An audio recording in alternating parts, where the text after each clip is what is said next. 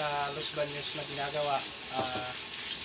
Nilagyan ko mga kadiskarte ng filter yung kanilang tubig kasi ito yung dating tubig nila mga kadiskarte, meron siyang amoy, no?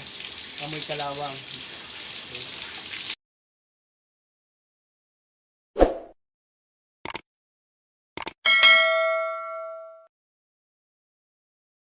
Ayan.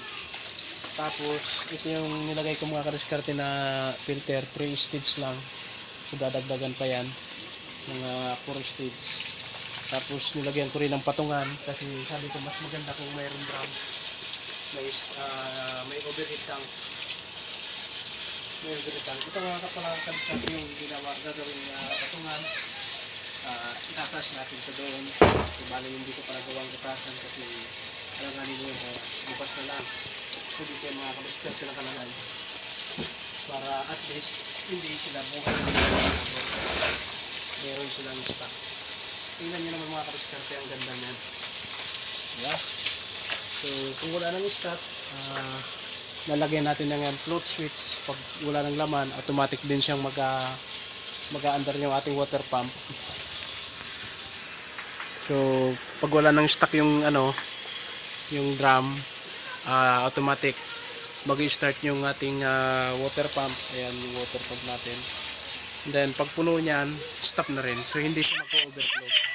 So ganun lang mga kadiskarte. And then at kagandahan, meron siyang filter bago pumasok sa drum, naka-filter na. Distribute sa may lababo, sa may CR o kung saan pa man mga kadiskarte. So yan, yung maganda. Napakalinaw na ng tubig mga kadiskarte. Ayan. 3 stage filter lang yan mga kadiskarte. Ginawa ko. Yan. So dito yan mga kadiskarte sa Malinta, Los Baños, Laguna. Complete setup na mga kadiskarte yung ginawa ko dito. So yan. So lilinisin na lang yung lababo. Nilagyan ko yan ng pantanggal ng kalawang. Ayan. So good na yung project natin dito sa Los Baños, Laguna. Dito yan mga kadiskarte sa Malinta. Ayan. So naka-filter na yan mga kadiskarte. Maganda na yung tubig, hindi na masyado maamoy, then malinaw na rin. Sa gusto mong paggawa dyan mga kadiskarte around Laguna, Camarines Sur, Albay, PM nyo lang ako. So puntahan natin yan, may mga package tayo na pwede dyan na gagamitin na lang mga kadiskarte. So ready to use na.